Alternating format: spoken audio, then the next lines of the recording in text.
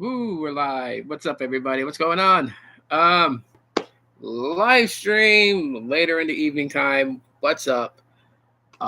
Just hanging out. About to talk more tech and finish drinking this whole thing. I've been drinking on this all day today. So I know some people can drink like two of these in a day. I don't know how, but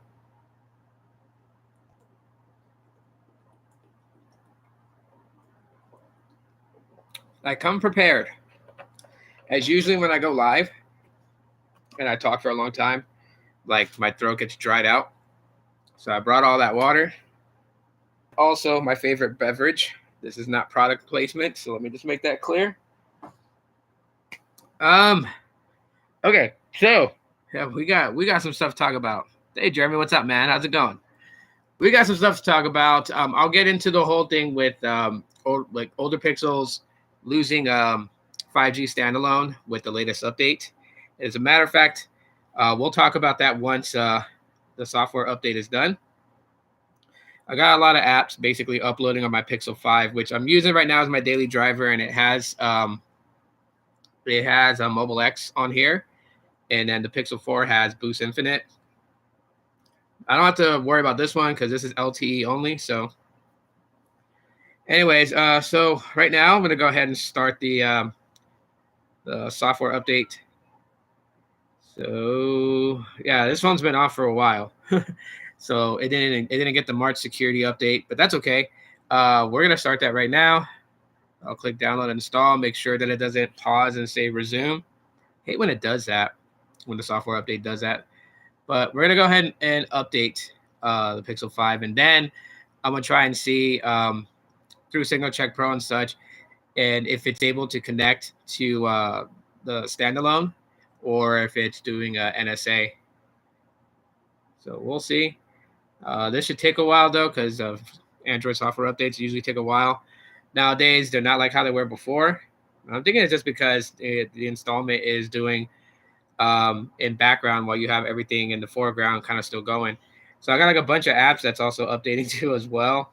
So they're going through their thing right now. I already got all the notifications that annoy the hell out of me, right? So like I have multiple Android devices and I get notifications on all of them from all my social platforms, and it just irks the hell out of me when the same notifications come through just because this phone was off for a while.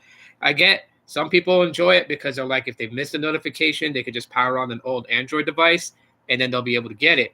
And that's cool and everything like that. But that should be something that you choose to turn on, not something that's default always going to happen. So anyways, put the Pixel 5 to the side and let that update.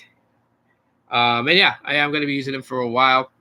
I started playing around my Pixel Watch earlier, so I don't know if you guys can see that, but I got the little surfing Android as a watch face for my Pixel Watch. Everything's Pixel. Live streaming from the Pixelbook Go directly to YouTube, and just keeping it as a chill chat session. So, as you heard, the Pixel 5 has my Mobile X SIM. The account is back up and live, and I'm using Mobile X. And I tweeted out, that comparing it to Google Fi and everything, what I'm paying per month on what I will be paying a month for Google Fi. I get this pretty much the same thing on Mobile X at half the price, right? And I noticed that Peter Adderton retweeted that and shared it. But that was a general thought. Like, so the reasonings that I left Google Fi, it wasn't because service was bad. It wasn't because the customer service was terrible. Customer service was amazing. At least the people that I get seem to be very helpful, go above and beyond and be friendly. I've yet to run into customer service on Google Fi that was terrible. Not saying that they don't exist out there, because they do. Every company has good customer service, has bad customer service reps. It's just the luck of the draw on who you get on the phone call or on the chat when you chime in to get some help. So, I've had luck with Google Fi. So it's not even their customer service. That what I just said and what I tweeted, that was the reason why.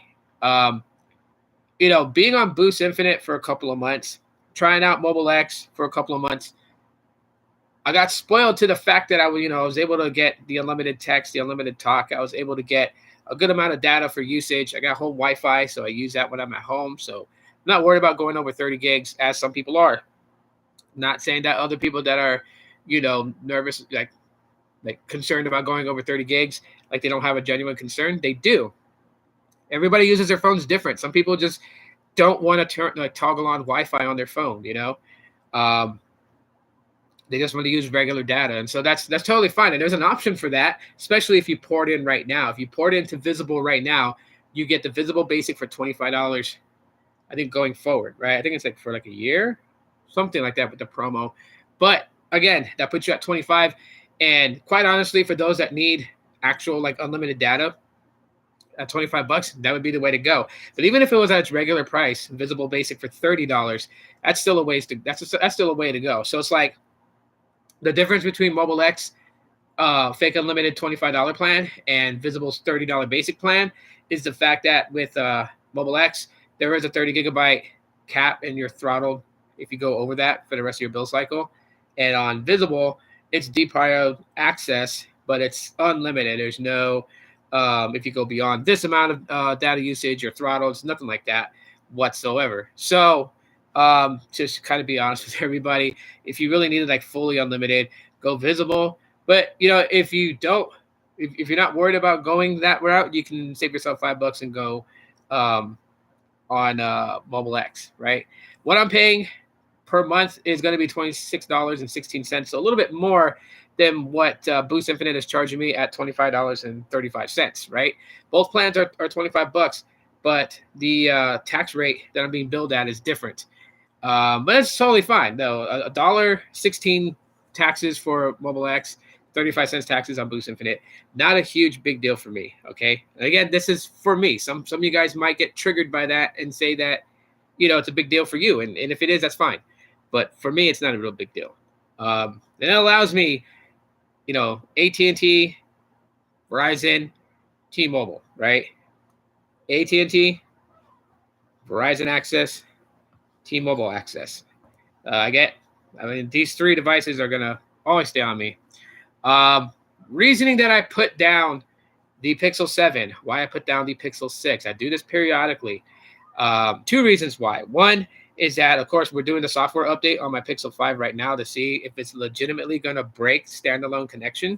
So it's updating right now. Once it's finished updating, we'll kind of go into that. And two, I want to use smaller phones. The Pixel 4 has grown back on me. I've been using it for a couple days now, and I enjoy using it. The only thing that sucks about it is the battery life. That's it. Other than that, everything else is pretty much solid usage. Pixel 4, I have no concerns about that. So the next smartphone that I get, the next one that I buy, not a brand new one, because I probably rarely will find a brand new unopened box Pixel 4 XL, but you can find some refurbished ones and some real good condition ones. And that's the next phone that I'm going to grab is the 4 XL. A little bit of a bigger battery life, right? I think it's like 3,500 milliamp. So it's not hitting over 4,000, but at least it'll still get me like a good time. Like the Pixel 4, 2,800 milliamp hour battery. So I can get it to the point to where, what? When I'm done. Excuse you. Sorry. You just had everyone hear you. That's fine. When I'm done. When you're done, you're going to cook dinner? Yes, when I'm done. Okay. Teenage daughters, man, they don't listen. Anyways, 2,800 milliamp hour battery. I can get through a decent amount of time. If I'm up at like 6 o'clock in the morning to take the kids to the bus stop, and I take this off the charger, I'll probably have to throw it back on the charger again by like 1 or 2 in the afternoon if I'm just strictly using this for like social media and stuff like that. But because I can alternate between different phones, that extends the battery life for me. So if I'm like using a Pixel 5 and then I'm using the Galaxy A53 and then I'm using a Pixel 4 and I'm shuffling in between throughout the day, I would have to throw this on the charger by like 7 p.m. That's what my findings are. So yeah, I chose to go do that. I know people are like up on I gotta have the latest phone, and I'm like one of the weirdos that's like, I like using older phones at times. The Pixel 5, I wouldn't really classify it as an old phone, but the Pixel 4 is, because this is no longer supported. This gets no updates at all whatsoever. The last software update it got was October of 2022, and that was it. Done. So when I do get the Pixel 4 XL, I will use this phone first as a dummy phone and flash a custom ROM on it to make sure it doesn't break things like the Soli sensor to do the fast face unlock and things like that. Because if I find a custom ROM like Pixel Experience or any of those, and I'm able to go ahead and continue to flash that onto the phone and be able to use the Soli sensor that's built into the phone, then that's good, right? I don't want any of the features broken on it. So if I find a custom ROM that can do it, and I test it out on the Pixel 4 and I know it's solid, and there's one for the 4XL, then I will flash it on the 4XL and keep it up to date. So the 4 series, I'm willing to work the extra mile for me and use my knowledge in flashing custom ROMs to keep the phone basically current. The Pixel 4 is a device that I would definitely recommend to anyone out there that's a mobile phone enthusiast. It's one you have to have in your collection. Like, you just have to, because Google put something in there. Yes, it wasn't full-fledged ready for prime time. It was beta. It was being tested. But the motion sense, which is basically based on the Soli radar chip, that feature we'll never see another smartphone again anytime soon in the future, right? They put it in the 4 and the 4XL as a way to test. Okay. And the 5 didn't get it, the 6 didn't get it, the 7 didn't get it, the 8's not getting it. We're like on the dawn of the 4th generation after the Pixel 4. We're not seeing Soli radar being put into it. So likely chances are it's not coming again. Now, are they going to use it in different things? Probably.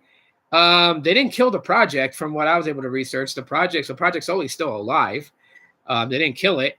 They're still working with it. They're still trying to perfect it and do all these things. This is why with Google, AI is such an important thing. AI computing is such an important thing, because that was part of the reason. Motion sense, right?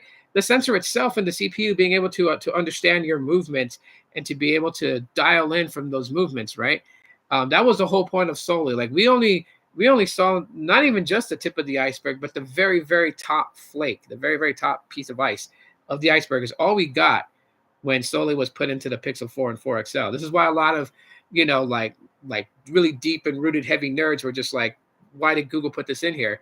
It wasn't ready. It wasn't ready for anyone to really use, but Google wanted to show something pretty cool, and they wanted to get people talking about the pixels.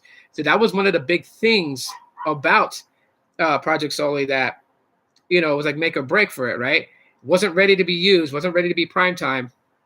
And, they thought that, hey, if people heard about this motion sense, it might make the phone cool and interesting for people to look at pixels, right?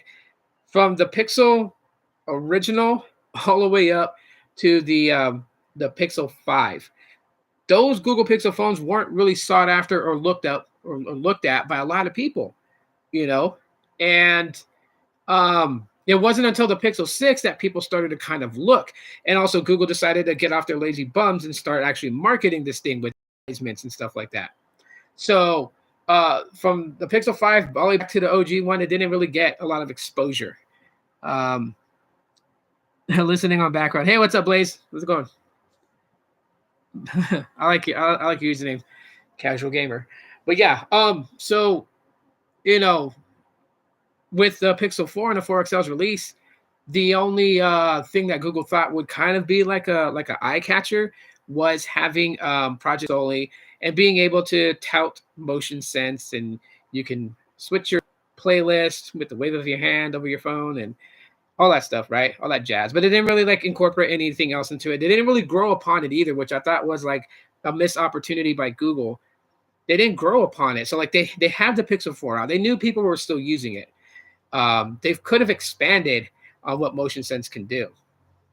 The hardest part, and the reason why a lot of people didn't really tout a lot about motion sense during the days where the Pixel 4 was just out, was because the battery. So like right now, like I told you guys earlier, like I can, with using 3 phones throughout the day and just switching off in between, I can carry the Pixel 4 from the moment I get up at 6 till about 7 p.m. at night. And then I have to throw it back on the charger. If I had the 90 hertz refresh turned on with this, it would definitely kill quickly. If I had motion sense turned on to be able to use it, definitely battery drainer, battery killer. this would not even make it. If I took it off the charger at 6 and had motion sense on and actually used it, I'd probably have to top up the battery from 6 a.m. probably at like 10 a.m. So like 4 hours later, it would be like at 22%. I have to throw it on the charger and get it charged up. So yeah, everything is pretty much turned off. And then again, like what a lot of people say, what's the point of having something in the phone that you have to disable it to get better battery life? That's a very tough spot. That was like the biggest caveat to the Pixel 4 and 4 XL. The Pixel 5 really didn't have much of a caveat. Just people complained because it didn't have glass back. It didn't feel like an iPhone. They were like, oh yeah, it's not premium feeling. And then of course it used a Snapdragon 765G, which because of MKBHD and his his reporting and stuff, now we know why they went with the 765G. I mean, at the time when they decided to use that chip and put it into the phone, it was coming close to its release time. Originally, the Pixel 5 was originally going to launch with the Tensor G1, and so that I would have been cool if it happened, because this would have had the Tensor G1. Think about it: the Pixel 6 would have had the Tensor G2. And then the 7 would have had the G3, and the 8 would have had the G4. Of course, this would have been still hated upon, because then it would have had all those bugs that the Pixel 6 had. But, change of plans, they weren't able to get it in time. So they decided to go with the Qualcomm-based chip. And, at such a short notice, it's like trying to go for the flagship chip. I mean, they were already talking about chip shortages during the pandemic, so go figure. They went with the 765G, which is a capable chip. It is a very capable chip. I really, really like this phone. And I'm not the only one that liked the phone. Sneed said he liked the phone when he did his reviews and talked about it. So it's a very good phone. Cameras are good. Cameras are like, the camera sensors on both of these are the same. The main camera sensors on these are the same. They're both the IMX363 camera sensor on both of these, right? The ultra wide on the Pixel 5, and then the telephoto on the Pixel 4, right? So I actually have the best of both worlds here.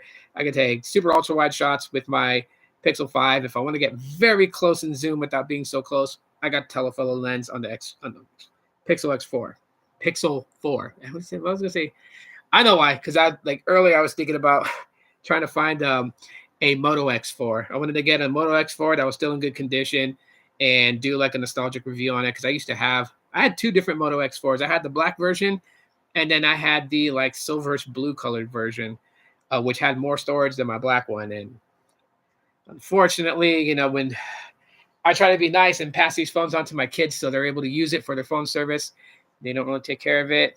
And one I gave to my brother. I gave my brother my black Moto X4.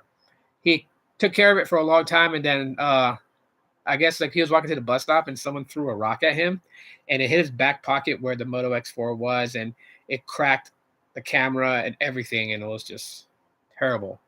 And then the silverish blue one, my son was using it for a while, and yeah, he cracked the camera sensor on the back where it was exposed, and then like a week later he dropped it in water, and water got in, and yeah, I just totally screwed it up. Totally screwed that one up. So yeah, I wanted to get another one, but anyways, yeah, that's the deal with the Pixel 4. And Pixel 5, like I said, very solid phone. Still, I mean, some of my best videos are on the Pixel 5. If you look at my channel here, if you look at my TikTok, or if you look at my reels on Facebook, some of my best videos happen to be because of the Pixel 5. Like if I do like a update review on it, a nostalgic review on it, or just something about it, and like a week it'll maybe get like 60, 70, 80 views, and it seems like that's where it's at. But then like almost a month later, it's like at 1,000 views. On TikTok, it's like at 5,000 views and climbing, and it just goes. So I don't know. There's something about the Pixel 5 that people are genuinely interested in, and other people that use the phone that like it love to hear videos that talk about how good it is. For me, it's not a hindrance, because like one of the things that I do, so like the other day I mentioned on Facebook that I started a Facebook page specifically for my photography, and I'm not sharing it to anybody. If you want to know where it is, you'll have to look for it and find it. But I'm not like trying to share it to everybody. It's just a place for me to unload my photos and just kind of have like a timeline feed of all these photos that I take, whether it's in the city, in the desert, in the country, wherever it may be. I want to be able to just have like a nice portfolio of photos. And it's also linked to an Instagram being built for it. However, Instagram is being retarded, and so yeah, I got to work that thing out with them. But anyways, so one of the things that I do use a lot, okay, um, I don't just say it because the advertisement says it or anything like that. I generally use this, and that is Magic Eraser. And I told people before when the Magic Eraser first came, like soon it's going to be available to anybody. It's not just going to be a Pixel 6, 6A, and 7 exclusive. It will be to anybody. Some people thought I was full of crap. Other people laughed at me about it. Now look where we're at right now. If you have a Google One subscription, whether it's the 100 gigabyte cloud storage plan or the 1 or 2 terabyte cloud storage plan, doesn't matter what plan you have, as long as you have an active subscription to Google One, you have access to using the tools like Blur Photo, where you can add a blur to a photo that you have, and Magic Eraser. So yes, I can use Magic Eraser on my Pixel 5. So I really didn't need, if I didn't want to upgrade to the 6 or the 7 and I wanted to really just keep my time invested in the Pixel 5, I would have gotten Magic Eraser. Now, it wouldn't have been when everybody else got it, but I eventually ended up getting it. And now that I have it, I can use it. So, no sweat off the ball sack. I got it. It's kind of funny, but yeah. See where we're at with the software update. We're about, let's see, it's still downloading. Yeah, it's still downloading. It's only a 262 megabyte, but it's still like it's halfway downloading or something.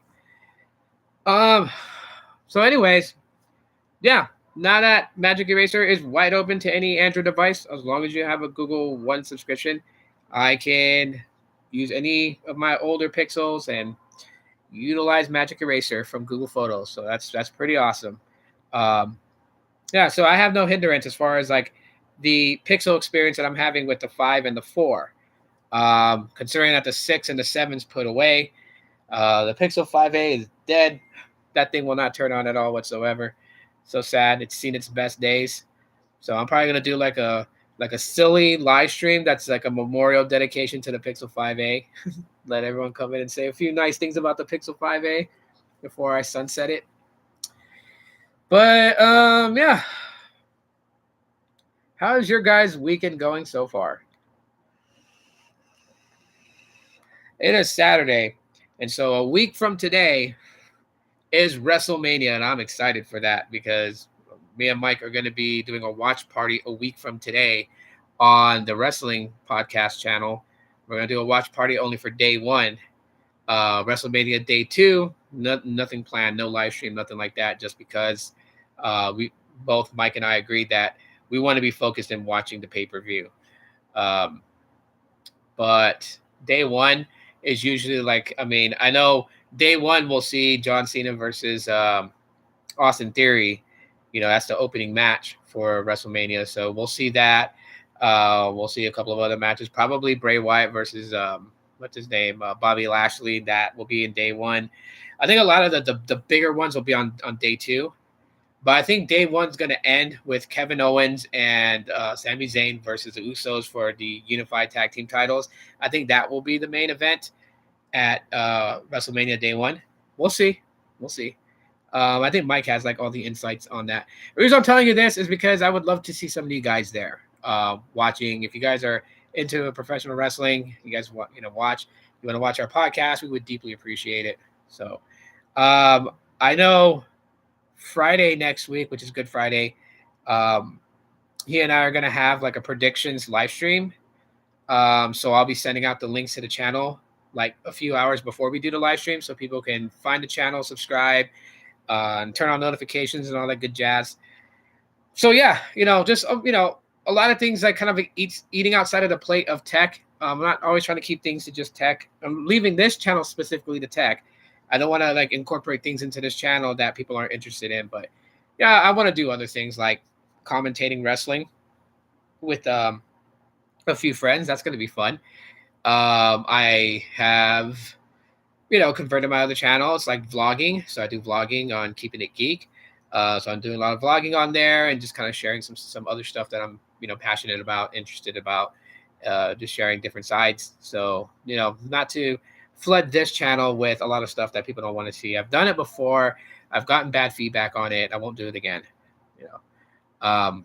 So I made another channel for it, which the Instagram kind of matches that channel, which also, um, there's a StoryFire that's connected to that too as well. So, there's a lot of things kind of working in tandem together. Facebook group that's also for Keeping It Geek. And yeah, so KIG, we're good on that. And it's anything. Like, I mean, there's a lot of things there's a lot of possibilities on it. That's why it's a varieties channel. There's a lot that can happen. Like one day I could just upload a video of like, my gameplay of Robot Unicorn Attack 2, which, I play that game. Some people laugh at me for it. I think it's a fun game. 2D side scrolling. You play as a robotic unicorn in a fantasy world that just seems so like playing it sober. I would recommend if anyone found that game, because it was a game from Adult Swim Cartoon Network, and it was on the Play Store. I don't see it on the Play Store anymore. I downloaded the game basically by getting it from APK Mirror. And I'm going to tell people this, right? Because if you play it sober, you'll probably laugh. You'll probably think like, this is for wusses, or, this is for unmasculine men or whatnot. But do not ever play Robot Unicorn Attack 2 while you're tripping on LSD. Because that will blow your mind. And I don't do drugs. I don't do LSD or any of that stuff. But I can only imagine what someone that's messed up on that stuff is going to see playing that game. I mean, you play as a robot unicorn, you can jump, fly, and do all these other things. And then the worst part about all of it is that while you do all that stuff, there's these giants with star faces, and yeah, that stuff's just like that's just gonna trip people out. But yeah, that channel is gonna be like just different things. Like I have a few emulators on my Pixelbook Go, and I'm figuring out the best way to kind of like screen record gameplay. I have an emulator, and lately I've been really into playing Darkstalkers, the what is it, the Dark Towers Chronicles, which is a fighting game, but it kind of like encompasses like all the different Darkstalker games. And like my son likes watching me play it because it's basically like monsters fighting each other, right? Succubus, two different succubuses. Of course, the most famous one, Morgan, who's a succubus. You have Lilith, and then you have Dimitri, who's a vampire, and John Talbane, who's a werewolf. There's just all kinds of characters on it. And of course, Jeddah, who's an incubus. And yeah, it's a fun game I like to play. But that emulator allows me to play games like Initial D, Special Stage, Tony Hawk's Underground 2, and just a lot of different games that I grew up playing. And I'm trying to get the best screen recorder because, like, yeah, this some of the screen recorders I've used, and it's like the frame rate is so terrible, like 15 frames per second. So there's these long, awkward pause, like it looks like freezes, but it's not freezes. These long gaps in between frames, and it's just I don't want to like put that type of video up, and it's so atrocious that it's just like no one can get into it. So when I find a really good one, then I'll be able to play some games. I really wish that YouTube would incorporate a functionality to live stream from a Pixelbook Go with any type of app or software that's being used on it, right? I tried doing that with Google Play Games because that usually lets you record screenplay, screen record. Didn't do so well, but I was like, yeah. So I had like different emulators on there. On my Windows laptop, I have an emulator for Game Boy Advance games, and like one of the games that I was playing, just kind of rekindling nostalgic gameplay, was Mega Man X3, not X3, Z3. This is the Zero Saga. So I was playing that, and like it took me like I don't know. I'm gonna guess I may say 6 hours to beat it.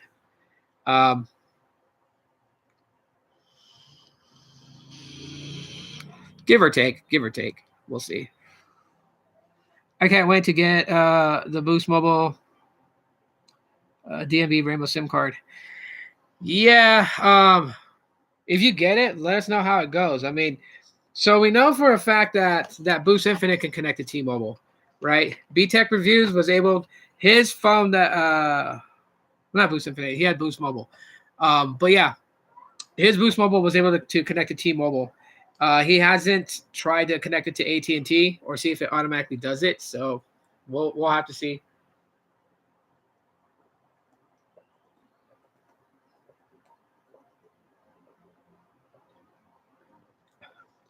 We shall see. But when he ran a speed test and then he opened up Signal Check Pro, it showed that he was connected to T-Mobile, so that was kind of cool. And he uses the Boost One app. So yes, Boost One does connect to T-Mobile. If T-Mobile is dominant in your area, I guess they'll set you up on the T-Mobile network instead of the AT&T. They put the phone on a charger, so it's like still it's about 3/4 way done downloading. I'm just waiting for that to like finish the software update, do the restart, and then I'm gonna pop Signal Check Pro open and other apps that I have that allow me to identify like the configurations of the network, and then I'll tell you guys if I'm able to pick up standalone 5G or if it's non-standalone. Because that was an article that I read. Well, let's read that article while that's updating. So I found it. Where was it? Oh, that's a day ago. Let me update the Google feed and see if it pops up in the Google feed.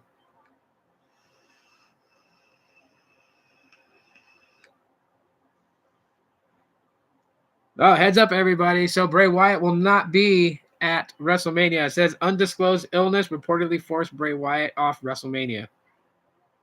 So I wonder if his brother Bo Dallas as Uncle Howdy is just going to be the one to take the match. I mean, they could pull that off. Let's see. I'll just look for it.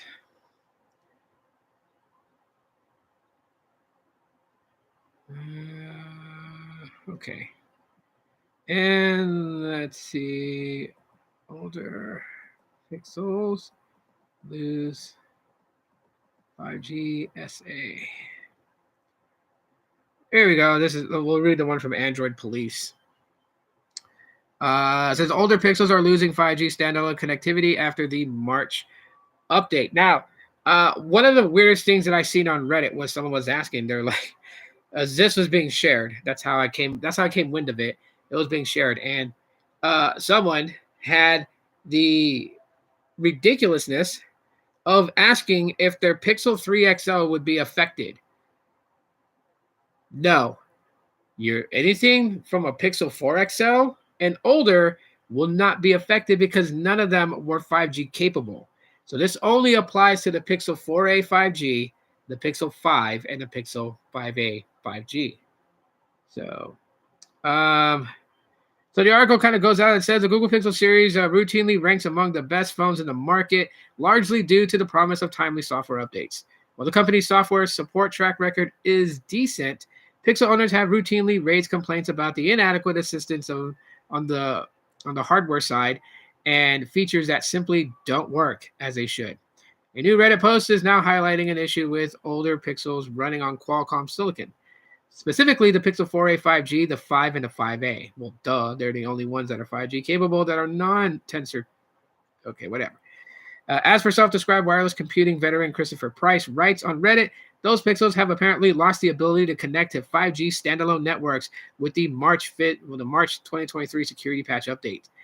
As one individual among the many affected in the comments points out, losing 5G standalone connectivity is particularly irritating for Pixel customers who went through the ordeal of upgrading their SIMs to support this improved access. Aha! To overly simplify the major concepts, 5G standalone uses a dedicated radio access network, the base stations through to the cell site antennas to connect customer phones to the 5G backhaul.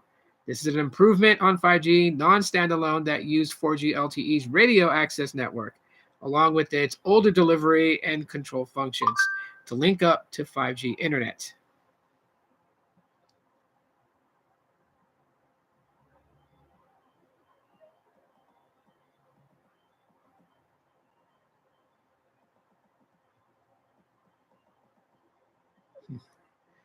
Um, so anyways, that does suck, right? When that happens. And to kind of like move away from the whole Twitter drama stuff, because there are those that they'll read an article like that, then they'll take to Twitter to talk about this is why no one should buy Pixels. They don't work right. They get stuff happen to them. Like Samsung shit smells good and iPhone shit smells good all the time, right? Like there's people that actually focus like that. This is why I don't dabble too much on Twitter with tech, because talking to some people on Twitter about tech is like talking to a brick wall. Um, and it's like people get in their feelings, right? They get in their feelings. I know Google Pixels ain't perfect. There's a lot of things I can point out about Pixels that Google just definitely needs to work on in order for me to even consider them in a class such as that. Hmm.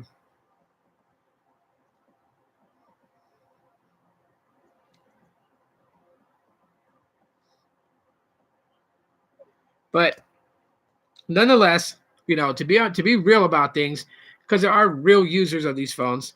And yeah, so if you hadn't gotten the March security update, and you're worried about it not connecting to standalone 5G, do not take the update at all whatsoever. You can disable taking the update.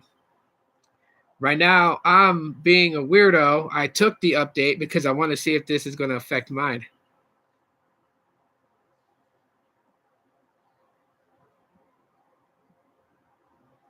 No, I don't want to send a GIF. Wife's texting me. She's like frustrated with her phone right now.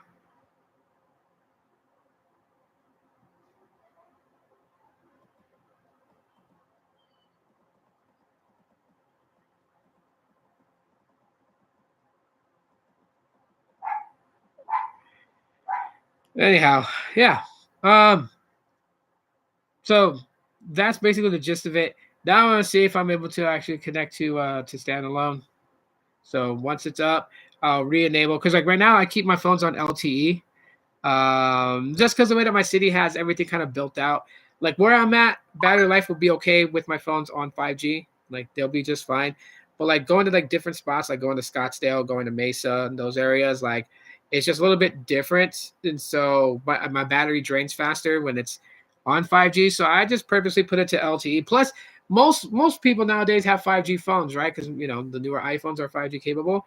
So there's a lot less people that's depending on the LTE signals, and so I get free range of all those signals and be able to do these speed tests. And don't mind my 5-star securities. They bark at this cat. There's a cat, my neighbor's cat, that likes to go by the window, the front window, and just like tease my dogs and just get them barking and everything like that. So but yeah, so I got free range of the LTE. I did a couple of speed tests that I posted online that shows my speed test with LTE, and it's actually pretty decent. Um, I'll do one more on Boost Infinite. I'm not too concerned about it.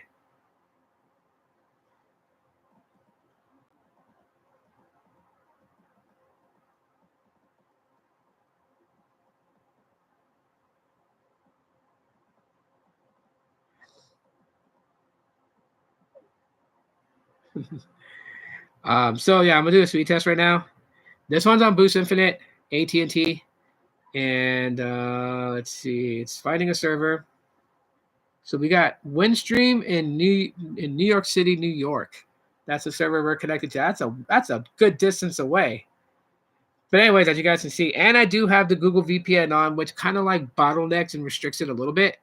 So I'll do 2 speed tests. I'll do one with the VPN on and one without it. But all right, so let's take a look. Sorry if it's a bit blurry, if it's not really in focus. But yeah, it's kind of chugging away. About like at in 70s, high 70s, 80s. I'm assuming the uplink's gonna be like 5 megabits. Oh no, never mind, wrong. Wrong. Tito is wrong. We're hitting 20s, 20 on the uplink, so that's not so bad. The A2.1 down and 31.6 up. Uh, the ping was very bad. I don't know how well you guys can see the ping, but the ping was 126 milliseconds. and there was jitter was 27. So I'm gonna go into full results here, and we'll see if there was packet loss. I guarantee you there's some packet. Nope, no packet loss. So no packet loss at all. Ooh, no packet loss at all.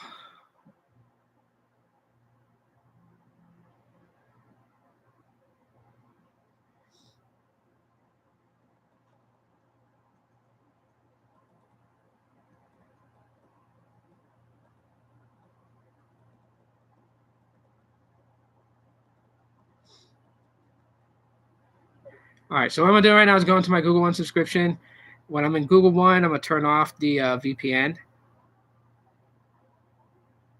So we have VPN on. Actually, I don't have to go in there. Duh. There's now a setting, a quick setting for it. So now I have the VPN turned off. And some notifications kind of found their way through. So let's do another speed test. We'll close this out. Exit out of there. Now we're connected to AT&T servers in Los Angeles, California. So now let's do another speed test. Eat up some more Boost Infinite data. And oh, we kind of tapped 100 and 90s. So it's doing slightly better, but VPN's not really choking the hell out of it.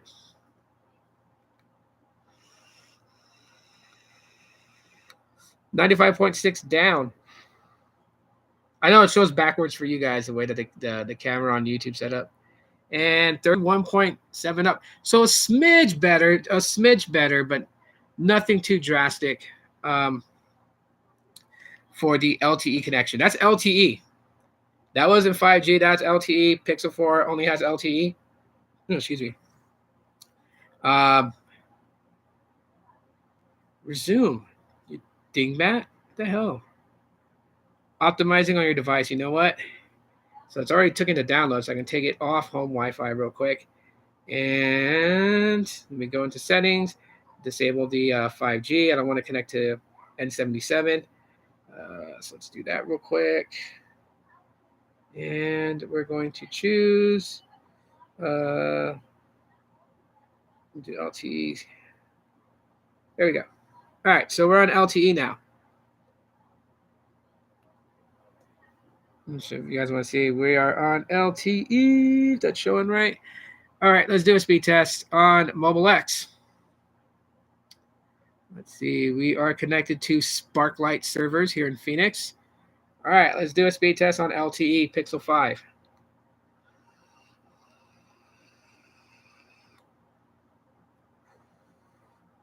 And it hits over 100,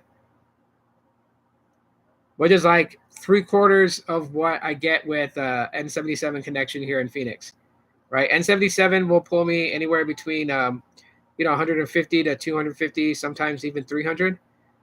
And so we were at 179 and like 40 on the uplink, 43.5 on the uplink. That's decent, right? The ping is 85 milliseconds. So not bad at all. Turn back on Wi-Fi. So the way my friend calls Wi-Fi, he says they call it Wi-Fi. So what I'll do with the Galaxy A53, since it is on Boost Legacy, it's automatically connected to LTEs. I disabled 5G on it. So we'll go ahead and we'll do 2 speed tests. We'll do one with the VPN on and then one without it on. The reason I didn't do that with the Pixel 5 is because I did not turn on VPN on the Pixel 5 and set it up yet. All right, so we are connected to Windstream Los Angeles, California server. Let's do a speed test. The Galaxy A53 Boost Legacy T-Mobile Access, LTE only. So not doing so bad. Doing pretty decent for LTE. With a lot of things that we do online, doesn't require a lot of data usage. That looks like 68. And the uplink is like at 6, so pretty bad uplink here. I wonder, because I got pretty good uplink on Boost Infinite. Usually I don't. So let me Where are you? Signal Check Pro went down again. Why is it always going down lately? Let's see. 68 on the down, 6.5 on the up.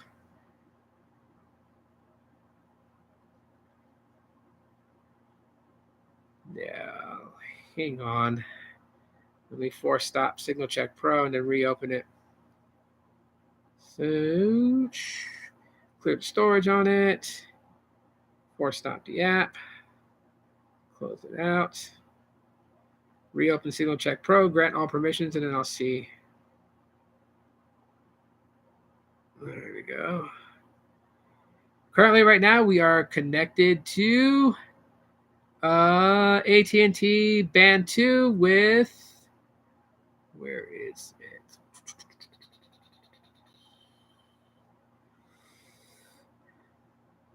Oh, wait. I gotta do this. Gotta set it up in settings. Duh. Let's see. No, I don't want to do that. Allow time.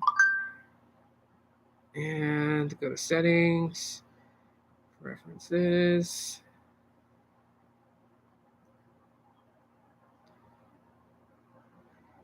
Display settings. So we'll don't want to show location. Turn off the 1x base station geocoding.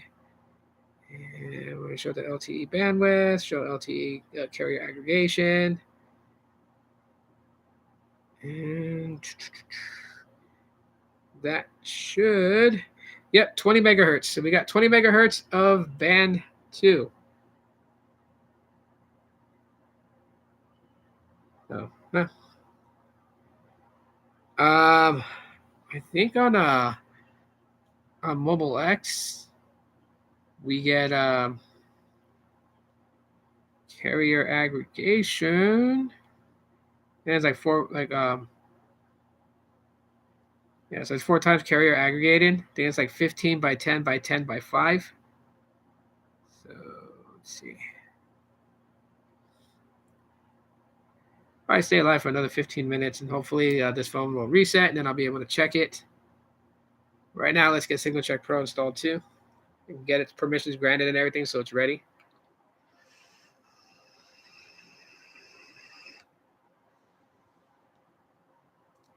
Other than that, how's your guys' Saturday evening going? How you guys been? Noticing that it's not as filled up in the live stream as usual when I go live during the mornings, and also when I'm talking about Boost Infinite. I think I've like unofficially labeled myself as the Boost Infinite guy. All right, we turn off the Wi-Fi there. Signal Check Pro. We'll do the same thing that I did on that. So allow while using app. And go into preferences.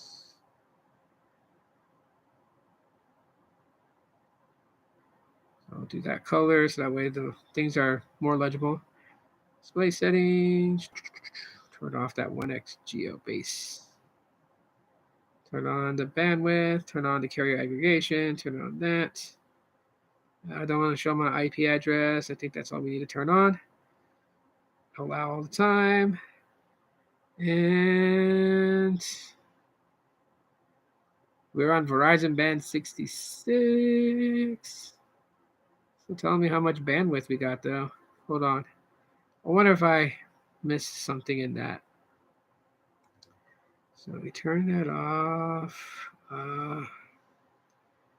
No, show. No, we got show bandwidth on. Show carrier aggregation. LTE NR cell ID format. Hexadecimal GCI. Oh, we got that on. There's no notes right now. Interesting. Yeah. Anyways, we're connected. That's the info on Mobile X. LTE AWS. We got band 66. Oh, we got 15 megahertz. 15 megahertz of band 66. No aggregation at this time. Oh well. On the Pixel 7, it showed four times 4 carrier aggregation by 4 on the Pixel 7. So had to pop my neck. Anyways, where are we at with the installation?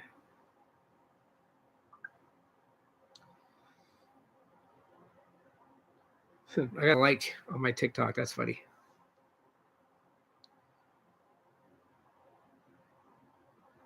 No, I don't want to do speed test. I don't know where the optimization is at. Yeah, this is going to take a while. I'll probably just turn it into a video, like a YouTube Shorts, and upload it. Because it has like that much to go. It's going to be a while. And I do got to get dinner started for my kids. It's like 7 o'clock at night. So I'm going to go ahead and end it out as that. But I mean, I gave you the information on the whole thing with the, what do you call it? With the older Pixels not being able to access standalone. I'll post the YouTube Shorts of my findings after this is done updating. I was hoping it would get done before the live stream ended, but yeah, today I'm only doing an hour. I wasn't even really going to go live today, but I decided to. So anyways, I'll get some music started. Probably, look at that. My Pixel Buds, the magnet, grabbed my my chain. I don't know if I should use my Pixel Buds or if I should just use my head. I think I'm probably going to use my headphones, listen to music, and cook. So, yeah, we'll get going to that. Thank you guys for coming in, hanging out. Thank you for the 5 likes. Thank you for the 10 people periodically in here, in and out.